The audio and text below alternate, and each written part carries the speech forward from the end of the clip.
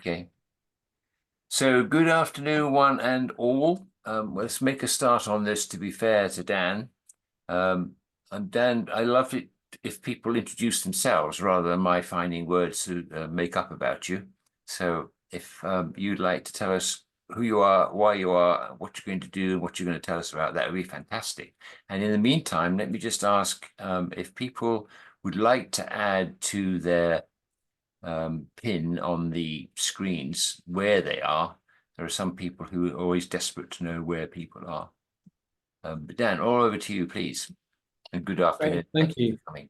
Yeah, good afternoon. It's great to be here with the great collaboration. So I'm Dan Sherrard-Smith. I'm the founder and CEO of MotherTree, and our mission is to make it really easy for values-led organizations and their employees to reduce carbon and save money.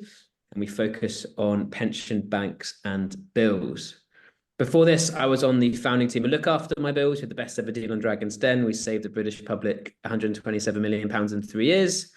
And our goal at MotherTree is to get £1 billion into the green economy by 2025. We already represent £290 million, so about a quarter of the way there. In terms of today and what we'll focus on, I'm going to walk through two of the biggest actions organizations and individuals can take to dramatically cut carbon emissions, to increase biodiversity, to decrease the gender pay gap, and many other things that go into creating a healthy, vibrant society. So we'll unpack that with the time that we've got. I've got a presentation prepared, so I hope that's okay for a banter session. It feels a bit too formal, but as we go through, if you've got any questions, pop them in the chat, or any observations, pop them in the chat. There'll be lots of time to pick those up as we go, or at the end as well. And I would say, if you can put your cameras on, that's great, because if you're getting bored through the content, I'll mix up the pace if you're looking bored. But I understand if cameras are off, you're having lunch or what have you, that's absolutely fine. Cool. Graham, is that okay by way of introduction? Is there anything that you think I've missed? Otherwise, You've nailed every point, Dan. You've got everyone riveted with their attention is on you. Okay. Right, let me share the slides and we can make a start. So, see if this works. That looks like it's going to work. It's great. I hit slideshow here. Can you see that? Can you see the slideshow? Just give me a thumbs up or a wave. Absolutely. No, you're fine. Great. Big thumbs up and fine from Graham. Okay, well, here we go.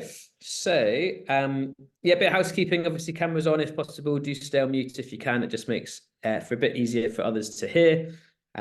Questions and comments in the chat. I'll be checking as we go. In terms of our mission, so it's to make it really easy for values-led businesses, for organizations and their employees to go green and save money. We focus on 6 key areas, so current account, savings account, pensions, investment, insurance, and energy. I sum it up as pension banks and bills. Over the last 2.5 years, we've explored over 40 different actions businesses and individuals can take to have a dramatic impact on their carbon footprint. We've held over 350 hours of interviews with CEOs, finance directors, sustainability professionals, mums and dads in their homes, and people just starting their career to really get a sense of how climate change is impacting or not impacting the work that they do. And we've calculated thousands of carbon footprints. And through that work, we've realized that there are 2 actions above all others that have a significant impact on our carbon emissions, on the level of biodiversity, on the size of the gender pay gap, and many other areas. Just by making sure your bank and pension are invested ethically, you can dramatically cut your business's carbon footprint, get money into places you want to see thrive in the next 10 years without necessarily giving up returns or security. So that's what we're going to unpack on this call. So a bit about MotherTree. So why is MotherTree called MotherTree? Well, it's inspired by a scientist called Susan Simard. Put a yes in the chat if you've heard of Susan Simard before. No worries if not. She's an inspirational Canadian scientist. She did a lot of research around how trees communicate, and she realized that in old growth forest, trees share nutrients. They support each other, and the mother trees are the ones that connect the forest in the most way through the mycelium, which kind of like the roots of the mushroom, but also share share the most nutrients? And Amanda says, yes, she's heard of Susan. We always hear one or two from a group who have heard, and that's great. Great to know. And MotherTrees are the ones that connect the most. And that's what MotherTree, the business, is all about, is we want to create an ecosystem of sustainably run organizations and people and businesses that can support each other to create a more sustainable, vibrant world. So that's what we're all about. And a yes from Jules as well. Love to. She does an amazing TED talk as well. If you don't want to read the book, go check out the TED talk. It's brilliant. The journey so far. So we've launched in March 2022. We've evaluated and represent over £290 million on behalf of clients. We found routes to reduce 26,000 tons of carbon emissions. So we're on track to reduce that amount. And that's the equivalent of flying from London to Rome, 2-hour flight, and back 130,000 times. So a lot of flights we're going to cut out in one way or another. The leadership team. So that's me on the left with my boy Theo. A little bit about him just later on. In the middle is Julia. She's our brilliant designer. She does a lot of behavior science. She's a behavior science expert. She's worked for FTSE 250 companies for the UK's first energy unicorn.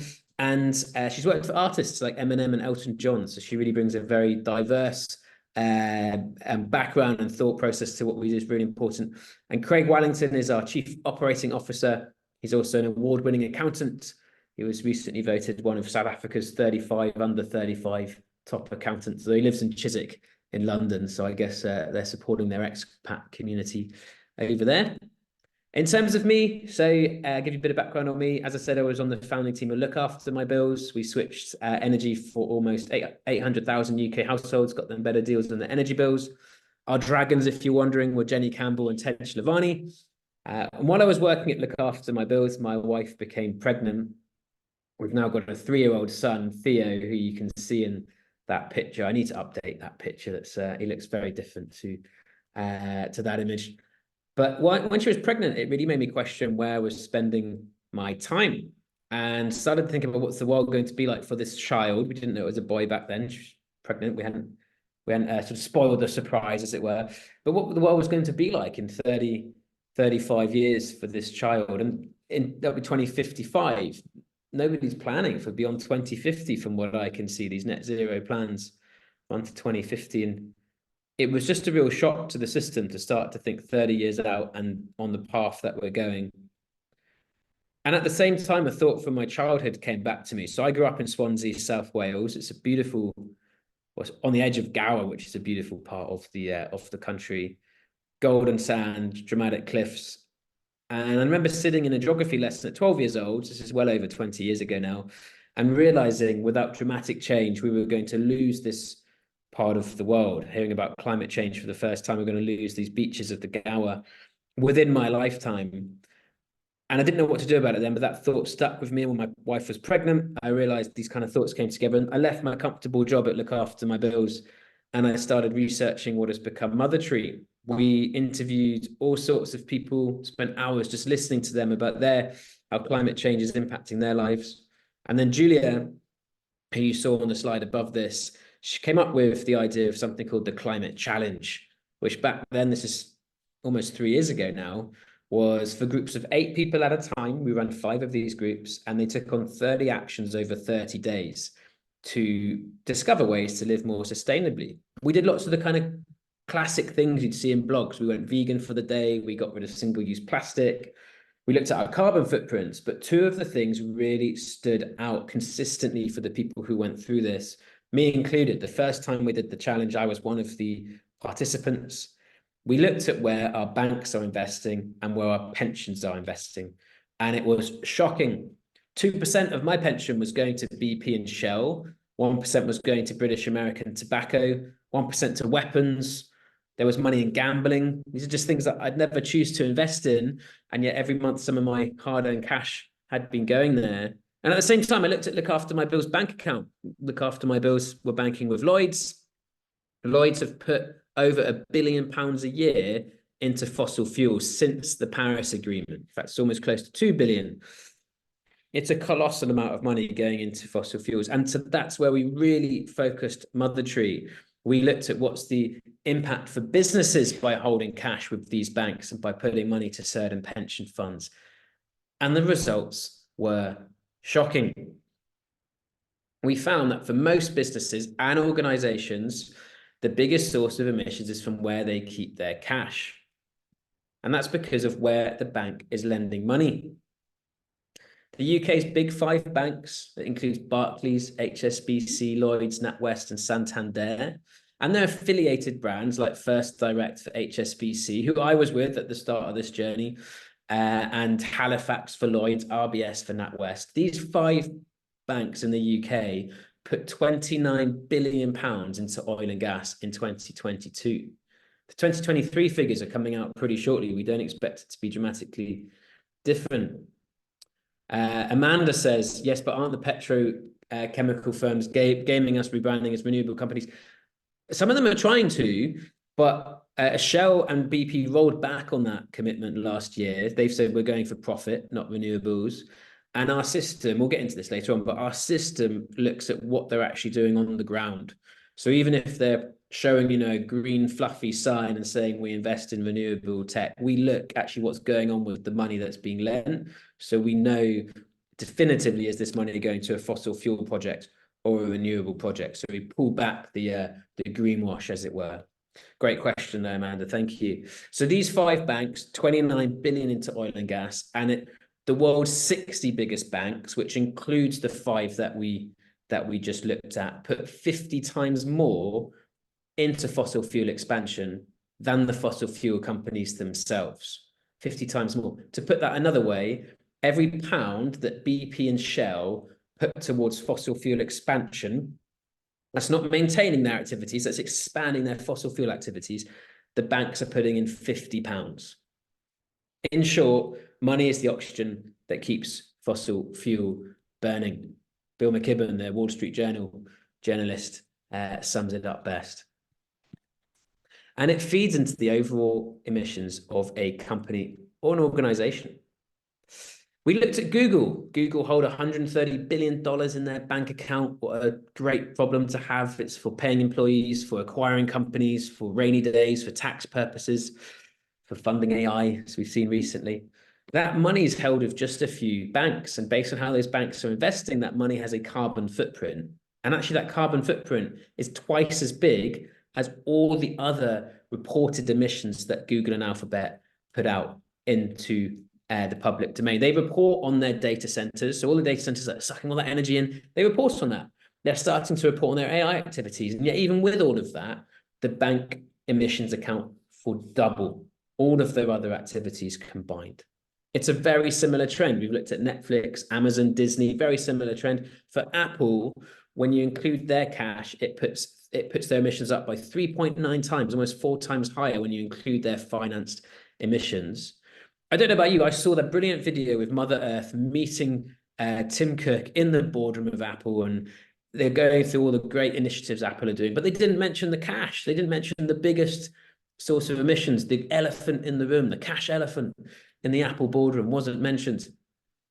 And for PayPal, who move money from A to B on behalf of consumers, it's 57 times higher when you include their cash, the emissions from their cash with their reported emissions. Is colossal.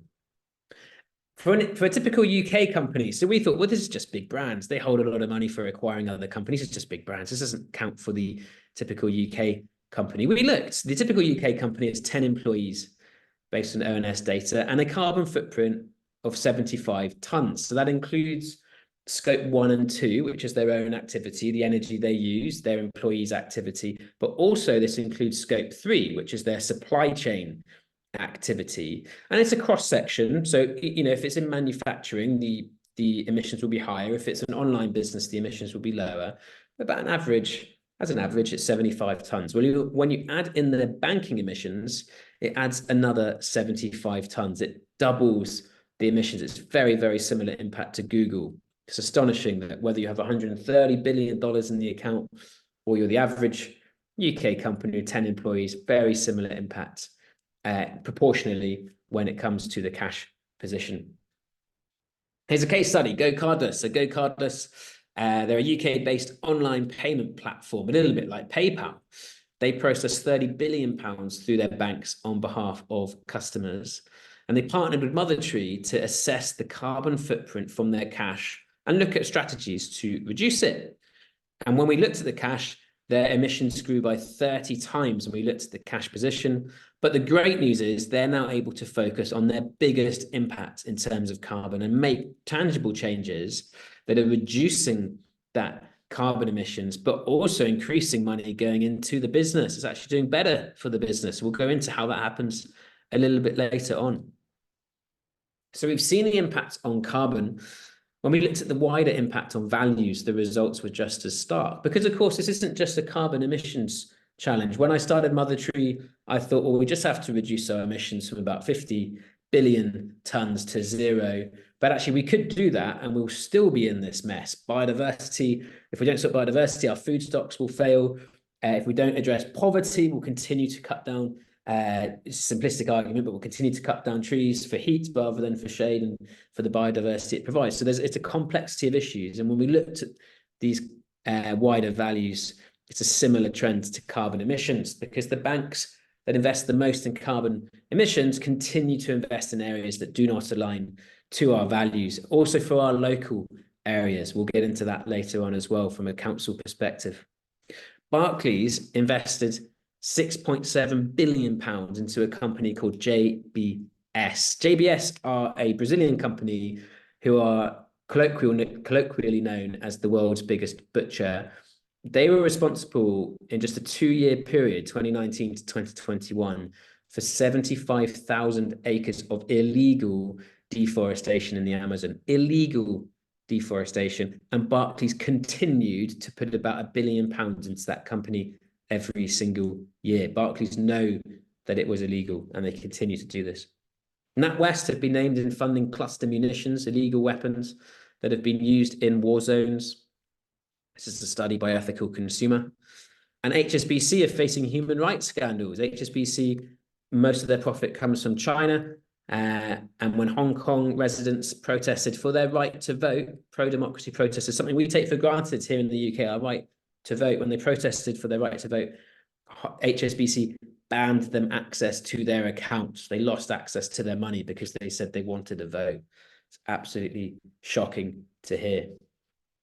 And it's not just your bank, it's also your pension. I promise it will get better. There is good news coming, but we've got to get to the hard yards. We've got to see this for what it really is before we can get to the good news. So it's also your pension. There's £37 trillion in pensions globally. It's about 7% of the global economy. It's a huge lever we have at our disposal to change the course of society. £3 trillion of that global pot is invested in oil and gas, depending on the source that you're looking at. An immense amount of money going into oil and gas, propping up those businesses. And in fact, in the UK, pension providers continue to invest in oil and gas. They put 10 times more into fossil fuel bonds and equities than they did into clean energy stock just last year. 10 times more from the UK pension providers. And it adds another chunk of emissions to our hypothetical UK company. So remember, hypothetical UK company, 10 employees, that's the average across the UK, 75 tonnes on their traditional footprint, 75 tonnes with their bank. It adds another 41 tonnes from the pension. So banking and pensions alone dwarfs everything else. It's well over half for the typical UK company. We've looked at councils. We've town councils down in Cornwall and other places. It is often 99% of their entire emissions comes from their banking position. We've seen this consistently for town councils, 99% just from their bank and their pension. It's huge. But the good news is it's also a huge lever that they can change. The best news for town councils, we've also seen it's been an opportunity to move money back into the local area. Suddenly there's more agency over that money. We'll get into how that works. 50% of CEOs are worried about the impact of climate change on their business in the next 12 months. I mean, I wonder what the other 50% are thinking if they're not worried about this. I mean, there's obviously other worries to think about, but this is huge. But the truth is, this is an opportunity. It's a big opportunity for sustainability leaders in councils and beyond. Here's 3 examples. So Right Charge, whose mission is to electrify everything. They are a price comparison site for EV charge points. So every time someone buys an EV, apparently you have to have a charge point on the wall. I didn't even know that was a thing, but there we go. Every time they put a charge point on the wall, they're pushing their mission to electrify everything. Climate change coaches, their mission is to inspire and lead action that counts. They coach people who are going through that kind of climate depression, climate anxiety, and they move it to positive action. A wonderful company run by the brilliant Charlie Cox. She and her company are actually clients of MotherTree's. We're delighted to work with them. And Patagonia, you may well have heard that the founder there announced that all of their profits will go into saving the planet. I mean, what a brave, courageous decision, but it's also led to higher sales. It's been a brilliant sales tactic. So it's a chance to really position companies as the leaders in this space. Here's the good news. Here we go. What if doing the right thing when it came to finances, so banks, pensions, insurance, investment, and so on, also meant higher revenue and more investment? Because we've uncovered that it pays to go green. You get less returns in general from the providers who invest most heavily in fossil fuels. I just think that's absolutely outrageous. So let's pull the plaster out from that. Here's the good news. It pays to go green. We look at interest rates every single year across the full 50 bank, every single month, sorry, not year, every single month we look at interest rates across the 50 banks in the UK. And consistently the trend shows that you get more interest from the banks that are refusing to invest in fossil fuels. Triodos, a UK bank, have outperformed Barclays every single year they've been in the UK since they've been in the UK, they outperformed Barclays on interest rate. Virgin Money also refused to invest in fossil fuel, outperforming Barclays and HSBC right now. This goes for businesses, for councils, for individuals. The trend line's very, very similar. Obviously, the available banks change depending on if this is for an individual or for an organization, but the trend line is the same. And what applies to banks applies for funds. When we looked at pension funds and we verified that they were genuinely green funds with leading providers like Scottish Widows and Aviva. And by genuinely green, we went through the fund and we went through every single place that's invested. And if it was invested in BP and it was claiming to be a green fund, we'd chuck it out of our analysis. That isn't a green fund, in my opinion. And then we compared it to the performance of the default fund with these providers, Aviva, Scottish Widows, and so on. Well, the green funds have performed 15% better over the last 5 years. So you get more money for investing in the greener places. Now, this isn't financial advice. This is looking at historical performance of the market. 5 years worth of data, and they've outperformed. We also looked at the S&P 500 over in America, and we looked at what if you put £10 into the S&P 500 10 years ago, and then you put that same amount of money, £10, into the oil and gas companies that are held within the S&P 500. And this is to really see, does oil and gas get a better return? Well, guess what? The S&P 500 £10 outperformed the £10 that was only with oil and gas. Oil and gas is a drag on fund performance, but it's not a message we're hearing publicly. And that data included all of the spike in oil and gas prices after Putin's invasion of Ukraine. I can see there's a few questions, there's a few comments going in the chat. So there will be Q&A. So we'll absolutely make sure we cover those. As an individual, you can switch bank today if you haven't already. And I'm going to give you the following information for free so you can do this. This is our bank league table. So we analysed about 16 of the banks in the UK, and we looked at what if you held £10,000 in a current account with each of these banks. And £10,000, to put it in perspective, is just lower than the average household has in a current account. Average household holds about £12,500. What if you had £10,000 with Barclays just sitting there, just in the bank account? It's responsible for over 2 tons of carbon per year. It's because Barclays are putting so much money into fossil fuels. That same money held with Triodos or the cooperative bank could reduce that by 2 tons just by holding the cash. And to put that in perspective, that 10,000 deposit held with Barclays is the equivalent of taking 11 return flights from London to Rome. I mean, I don't know about you, but I'd be hard pressed to take 11 flights in a year.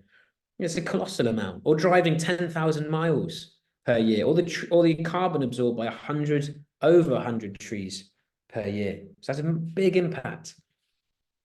But we recognize it's much more complicated for businesses and organizations. Businesses are not switching. It takes time to do the research to really understand what's important for the business, what's the impact on risk and security, what does the business really need from a requirements perspective, and what are the options. It takes about 50 hours to do that properly. There's a fear over the security of money. It's better the devil we know, or the brands we recognize. Well, we recognize Barclays, so people tend to stick with it. It doesn't mean actually it's any more secure than banks like Triodos. They have the same security level. But there is an understandable fear of that. There's the fear of accidentally greenwashing. And we've seen this with organizations last year. A few major organizations like Cambridge said they were going to bin Barclays. That's amazing to hear. But they moved to Lloyds, which continues to put money into fossil fuels. It's essentially a bit of a greenwash. So that, and it's important to put the time in to really cut through that greenwash. Some other reasons, it's hard to access the best savings rates. So we are now, because we represent £290 million on behalf of our clients, we're now negotiating directly with banks to get our clients the best interest rate. So your money goes even further for you and has a more positive impact. There's a fear of impacting to business processes. We talked to a GP surgery who are now a client, but just last month, they're worried about what happens if they can't pay their employees because they've switched banks. So we make sure that that's managed through for them. There's no impact on business processes. And of course, there's confusion. I'd add banks into this as well, given what we've seen, pension and bank confusion about what's actually going on in terms of what that money is actually doing for society, for the security of the money, and also the returns. But most of all, I feel like it's this. I don't know about you, but I certainly feel like this lady at times. For her, it's an in tray. For me, it's an inbox, but just a colossal to-do list. So much to do that actually looking at the bank and pension very rarely gets near the top of that in tray or inbox. That's why we set up MotherTree. So we cover those 6 key areas that you can summarize as pension, banks, and bills. We do the work, so you get the benefits. It means happier clients, more revenue into the business, happier employees, less money spent on recruitment and retention, and more aligned investors. Means, again, more money going into the business. We've unlocked investment for several of our clients by taking these steps because it shows responsible use of money. And we have an investor list of about 300 investors who are interested in this space through us. We aim to give all of our clients clarity, confidence, and control. So the way we do that is our MPS method. We measure, prioritize, and we support the switch. First up, we measure. We take time to understand where the organization currently is. What are their priorities? What are their requirements for their financial setup? What's the current financial performance of that setup? And what's the impact on carbon emissions? We also look at 11 other values, including biodiversity, reducing the gender pay gap, addressing poverty. Once we're clear on the landscape and where the organization currently is, we then can prioritize what are the options. We're completely independent. We can look at all of market. Where are the options out there that are going to save this organization money, that are going to align to their process so there's no impact on performance, and are going to align to their values. And once you're happy with the plan, it's also a case of looking at it with eyes wide open. Are there trade-offs that have to happen within that? Sometimes there are, but once you're happy with the plan, we get to work supporting you on the switch, drawing on the expertise from Look After My Bills to make sure everything goes smoothly. We've got personal contacts with all of the green banks to make sure that it's really, really smoothly handled and it doesn't impact day-to-day activity. We're backed by experts. So Professor Mike Berners-Lee is one of our investors, and we draw on his carbon calculator data. Amanda's nodding, as you've clearly heard of Mike. He wrote the book, the How Bad Are Bananas, the Carbon Footprint of Everything. It's a brilliant book if you haven't read it, great resource. Mike's brother's Tim Berners-Lee, if you're recognizing the surname but not the first name, who invented the internet. So, I mean, imagine being the third sibling of that family. It'd be hard time to live up to. But Mike's one of our key supporters in all of this, and he also checks our model. We make sure we get verified by the experts. And one example, I'd like to just bring to life the values piece of this. We talked a lot about carbon. Well, the values is really important as well. This is QuickFox Labs. They're a digital marketing agency set up by Emma and Amy, so 2 female founders, the brilliant Emma and Amy. And they had long careers before they set up this business, about 10, 15 years in corporates, each of them, and neither of them had a female boss in that time, which is just ludicrous. And they also recruit out of prisons and out of foster care. So their whole mission is about social mobility. It's about equality. It's about diversity. And when we looked at their bank was investing billions into all white male boards, all white male C-suites, and completely undermining what Emma and Amy stood for. So we moved their bank, we saved the money, we reduced the carbon, but the thing that Emma and Amy got most out of is now they know their bank invests proportionally more into diverse leadership teams, into diverse C-suites, but also into prison systems that allow for the successful reintegration of citizens like the Norwegian system. So it really makes a difference at a values level as well. In terms of the impacts for that hypothetical business, the typical UK business, 10 employees, were able to shift £400,000 into the green economy. We saved them about 75 tonnes of carbon, and we saved them about £6,500 per year. And that's only looking at current account and savings account. That number actually goes bigger when we look at the other suite of products.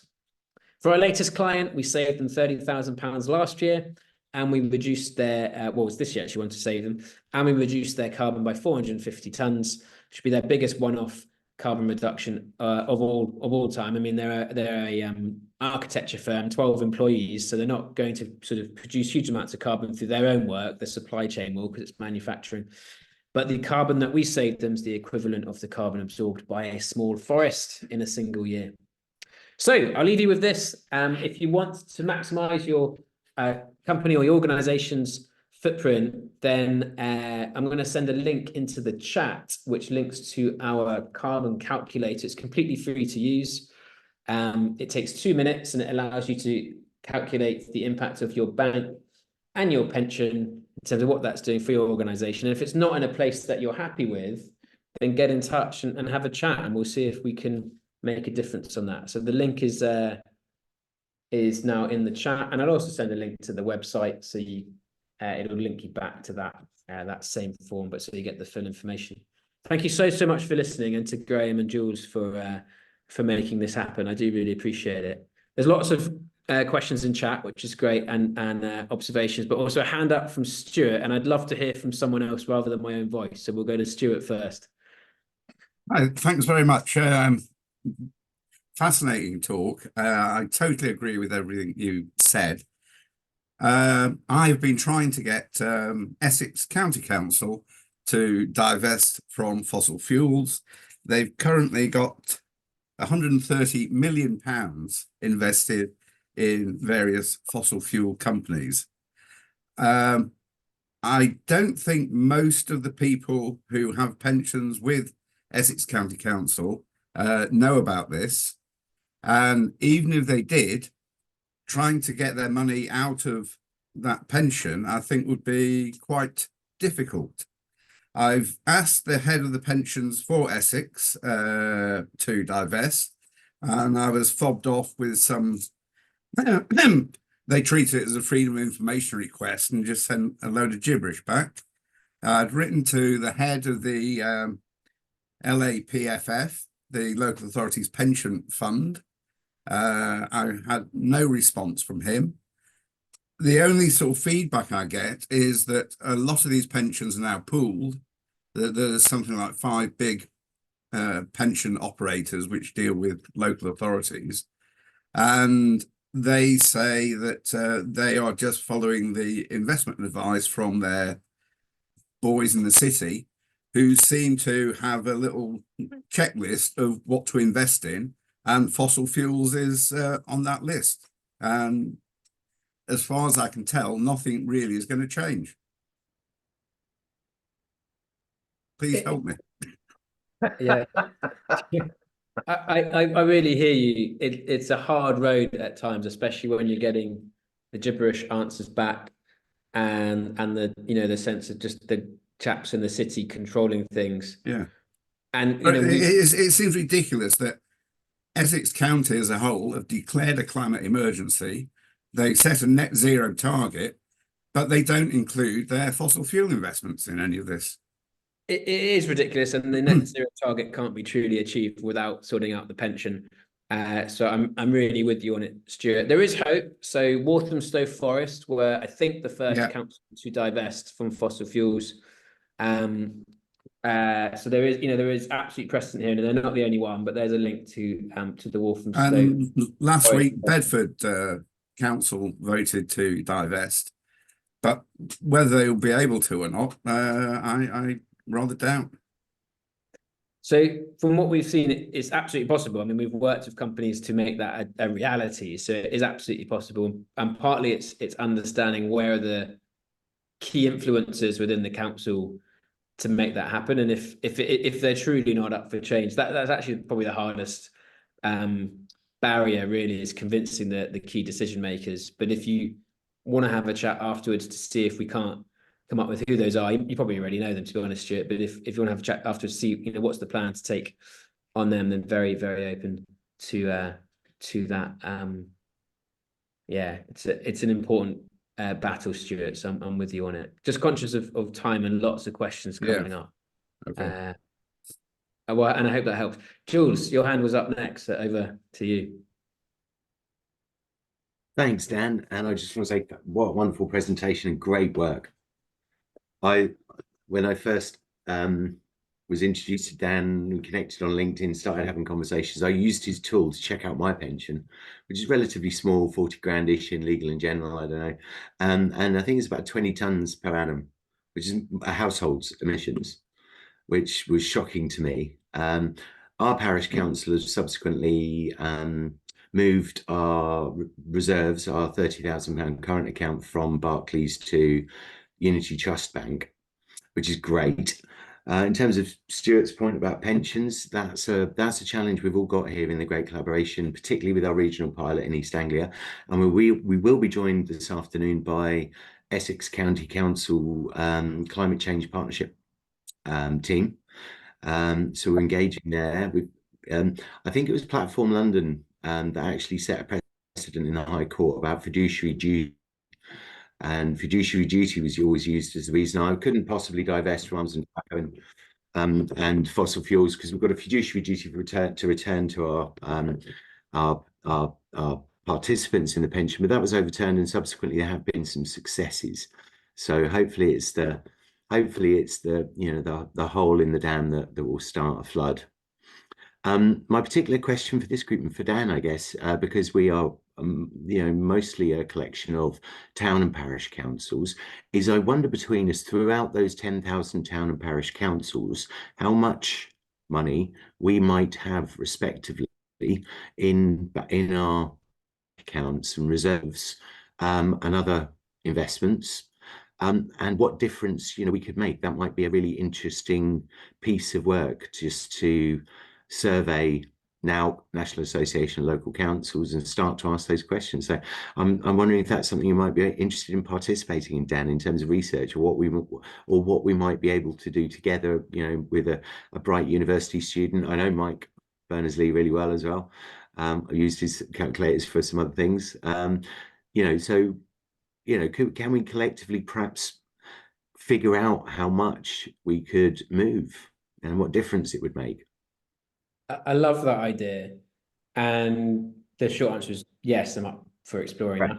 The great idea, or the great sort of power of that collective, and because it's the great collaboration, is we can go with a much higher fund amount to say, there is a critical mass of people who are unhappy and a critical mass of money that we want to move. So Jules, yes, very much up for exploring that. And we can also, Stuart, just coming back to your point as well, is start to look at the returns profile, right? So Jules made the absolute important point, fiduciary duty. Well, actually, when we look at the returns properly, oil and gas is a drag. So we can start to make those financial arguments as well, if required. Sorry, just to add to that financial drag, there is also significant research from Mark Carney and others that those investments will actually become stranded assets and just disappear off people's pensions and the balance sheet, and then the government will have to step in at some stage. So there's a huge risk attached to it as well. Very, very much so, yeah. Well, Peter, over to you. Hello, yes, I'm Peter Bates. I'm the chair of East Cambridgeshire Climate Action Network. I guess, like most of the people on this call, are potentially kind of influencers they can influence in a whole variety of ways. But let's start at an individual level.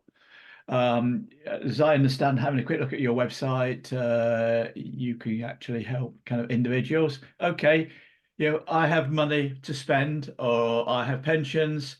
What's the process that you would take me as an individual through? And if I can be convinced as an individual, I can obviously influence other people. So talk me through the process.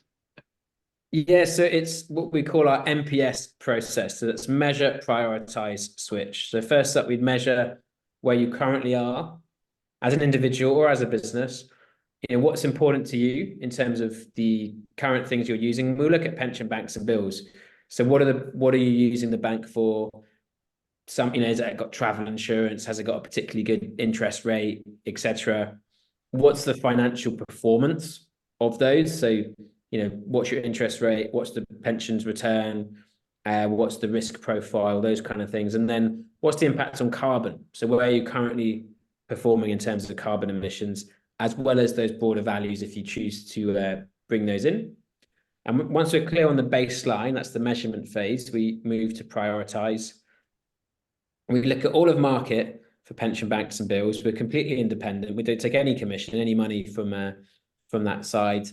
And so we're looking, where is the best provider for you, given your requirements, given the financial impact, can we save you money?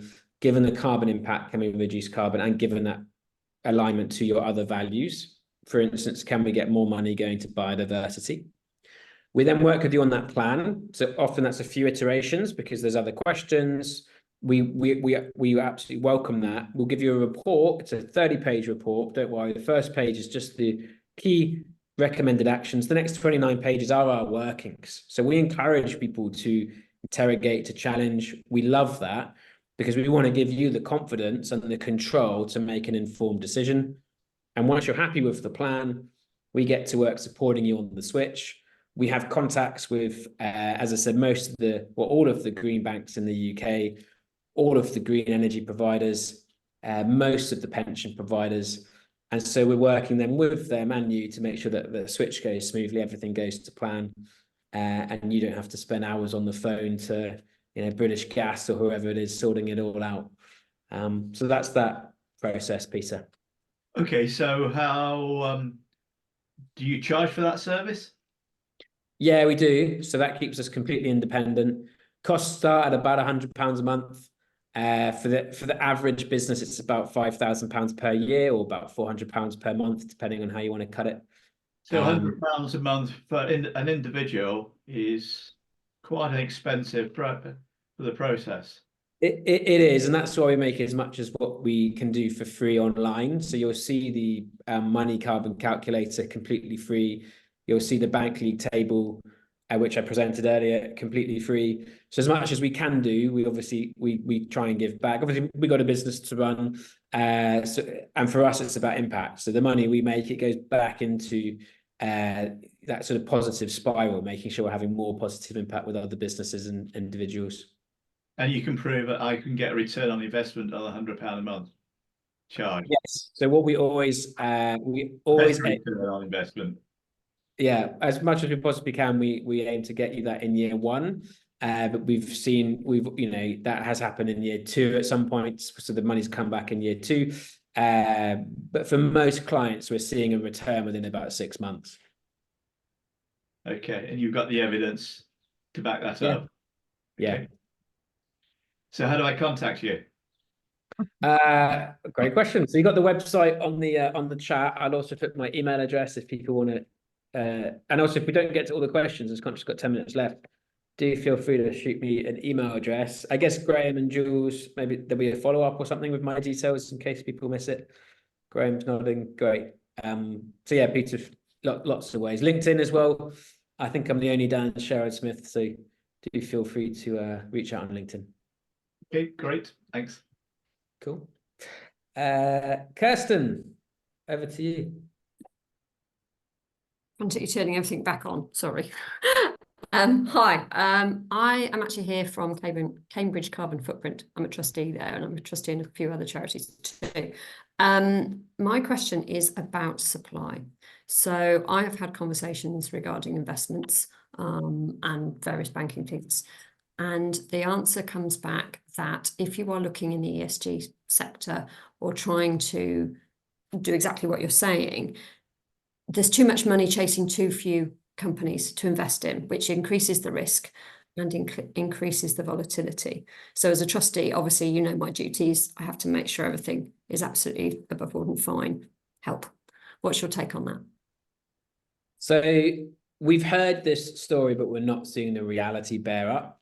So ESG is a very, very broad church and covers a lot of different things, but with the right research into what really matters to you, so that could be reducing carbon and getting money into Cambridge, we can start to understand what's the volatility specifically for those kind of investments, and then how do we smooth that out if it is volatile with investments that are not in oil and gas, and that kind of, I guess you might call it a red line, oil and gas, tobacco, the things that you really don't want to invest in. So where's that sort of happy balance to make sure the volatility is as stable as possible, the returns are where you need it to be, and the risk level is what's sort of acceptable for the charity, you know, what's going to be a reasonable risk. So we make sure that that's happening.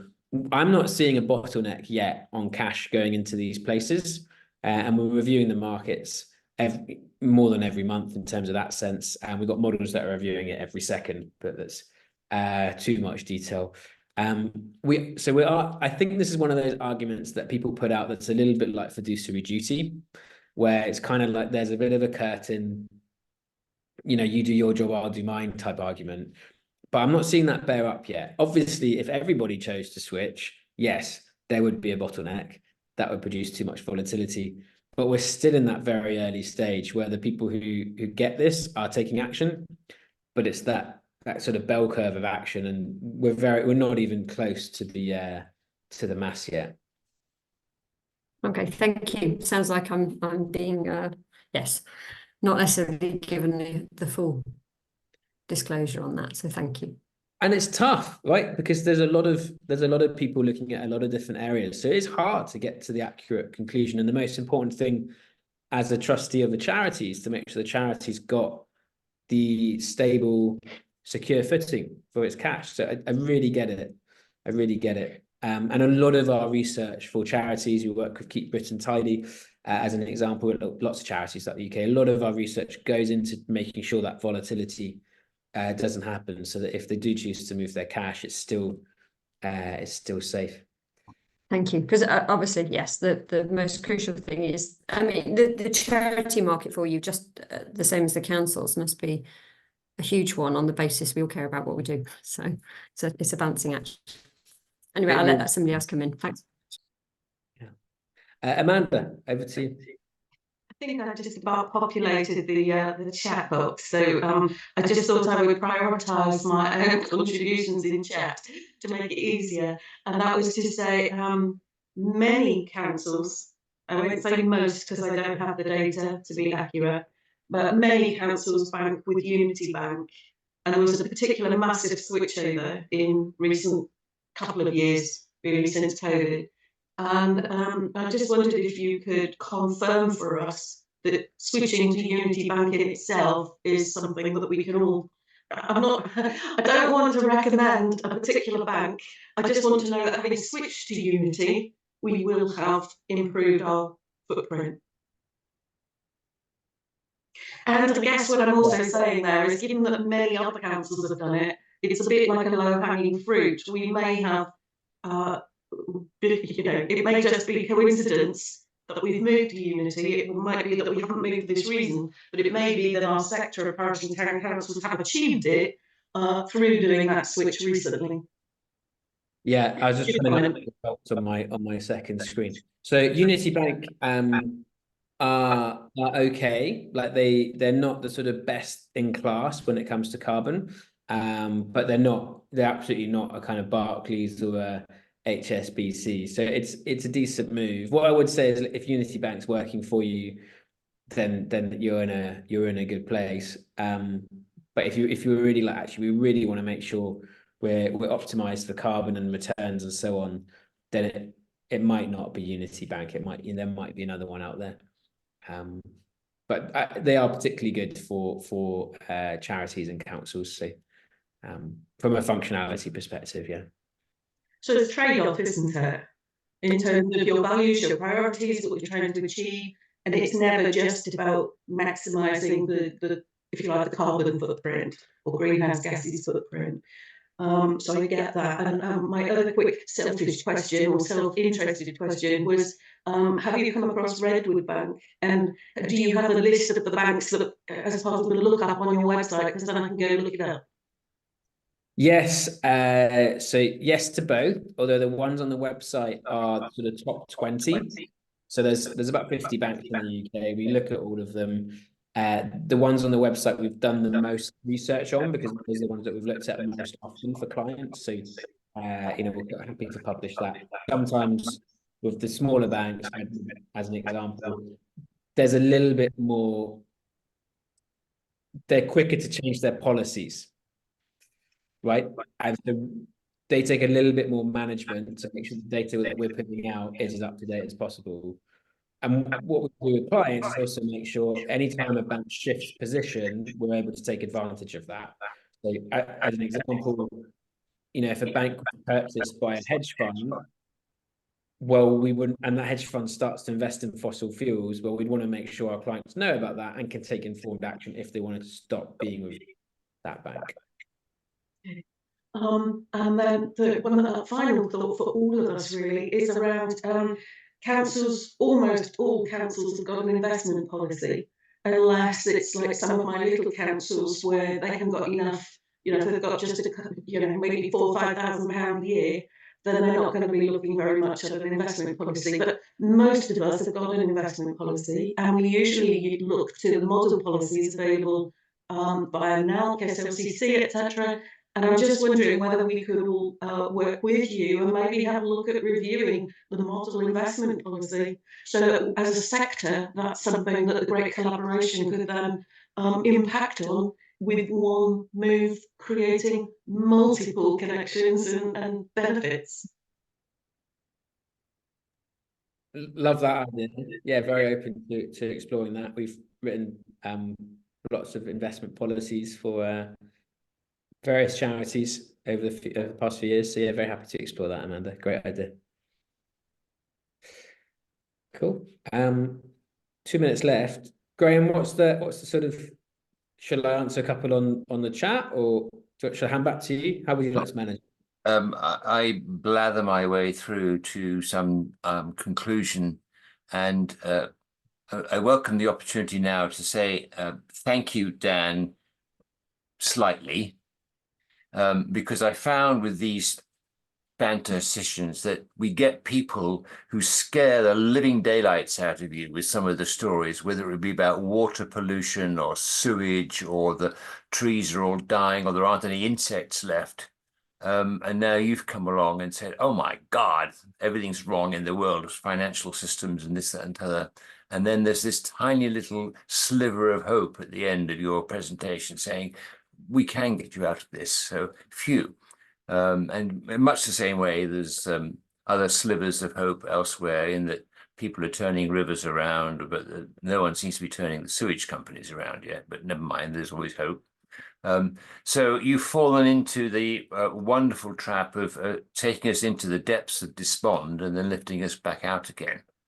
And the only solution I can offer to that sort of heart-throbbing moment is to listen to Jules, who starts off positively and just goes on and on and on in his presentations. But thank you so much for giving us what's the word I'm looking for? A sort of a ride, ups and downs, the slopes of hope and optimism and disaster. It was a lot of fun. I really enjoyed it. I'm very grateful for your effort. And unless there's somebody else who's desperately dying to say something, which I'll give you a 3-second gap to say so. Yeah, it looks like Jules is desperately trying to say something. Yeah, I have been accused of delivering terrible news with a smile, and that's different from how other people deliver stuff. So, again, yes, it might be a trickle, but it'll soon be a flood, and it'll be a flood if we do it. It's up to us. And I'm Absolutely delighted. Thanks again. Much gratitude, Dan. And really just, you know, I have a daughter too. And really that's why I stepped off the corporate treadmill and do what I do, mission aligned, is for our children and to leave a legacy. So I think this is a really exciting opportunity, and I'm just so pleased to be working with you on it. I'm very grateful for today. Thank you. Absolute pleasure. Thank you so much for having me. I love what you're building and doing at the great collaboration. So yes, looking forward to working more together. Thank you so much. Fantastic. A mutual admiration society on top of everything else. This is brilliant. Thank There's you your very much dinner of indeed, hope. Dan. Thank you everyone for joining us. And I could, if I was very, very clever, tell you what's coming next week, but I'm not that clever. Yes, I can. Oh my God, it's going to be Jules. Yes. So next week, do tune in for a happy face giving us really bad news. Well, it's going to be a bit of an interactive learning workshop. Actually, we're all going to actually be That's true. It is. Isn't it? No. breakout groups and figuring stuff out together, making a bit of a plan, seeing what that feels like. So yeah, that's going to be exciting. Thanks, Graham. Excellent. Well, thank you all so much for your time, and we'll get the video and the presentation. Oh, Dan, may I have a copy, please? Out to you all along with everything else. May I interrupt to ask, would it be possible for Dan to have a look at the questions in the chat and maybe one or two liners of a reply? I'm happy to finish now, but it was just whether I wouldn't want the questions getting lost if Dan's willing. Yeah, I tell you what, I'll do 3 more minutes and I'll just cover it now. So it's on the recording, so you've got it all together. And if people want to drop off because they get, other meetings and things, then feel free, it'll be on the recording. And then Graham, on the recording, I think we're on your Zoom, so you should get the recording. But if I get the recording, then I'll email it to you and then you could distribute. No, I'll get it. I get it. Cool. So let me run through, and Amanda, if I miss any, let me know. She said, but aren't the petrol company firms gaming us? We answered that one. Jackie says, my flexible drawdown pension has been transferred to Transact. I have to choose where to invest it. I am familiar with Transact. I can't give you investment advice within Transact itself because that's financial advice. But if you get in touch, I can look at some independent financial advisors. Because it's specific to you, I can't comment on that one. Amanda says, can we access the league tables? Yes, the link is in the chat now. MyMotherTree.com. Redwood Bank we talked about this one. It's a smaller bank. Yeah. Curious to know what the M&A impact on the carbon position from Coventry Building Society merging with Co-op Bank. So they're both great banks. Coventry Building Society doesn't invest in fossil fuels, neither does Co-op Bank. So actually, this is a good thing. It's not like a kind of Barclays are buying Co-op Bank. That would be a disaster. So this is a good measure. It means there's slightly less choice if you want to go to a non-fossil fuel bank, but I think they'll keep the two companies split out. It's good because they have a building society arm, so it's mortgages, with an investment arm, traditional banks. So that kind of bolsters the banks actually and makes them stronger. It's a good thing. Amanda says, food and drink is ranked number 2 or 3 in the Cotswolds for its greenhouse gas emissions. Curious whether you have a view or plan to enter this. We don't. We're explicitly on financed emissions just because it's so colossally big compared to everything else. I've been working with small consulting. Oh, great. You worked in Mike as well. That's cool. At Cotswold National Landscape. Okay, great. Love that. If that's where the food and drink bit comes from, is the work that we did with Small World Consulting, then led us on to do some workshops. What can we do about it? And the food and drink one is the biggest single challenge. The others was kind of, it's hard, but we're clear what we need to do. Whereas food and drink, how on earth do you reduce food and drink emissions impact? So I'll just leave that posed as a rhetorical question for everybody in our workshop here to think about. Yeah, it's a great one. Many councils switched to Unity Bank. We covered that one, and Jules just replied to that as well. And then lots of thank yous. So great. I think we covered it. Did I miss anything? Yes. Okay, cool. So, well done, Dan. Thank you very much again for the whole show, and goodbye to everybody. We'll see you next time. Take care. Bye-bye. Thank you very much.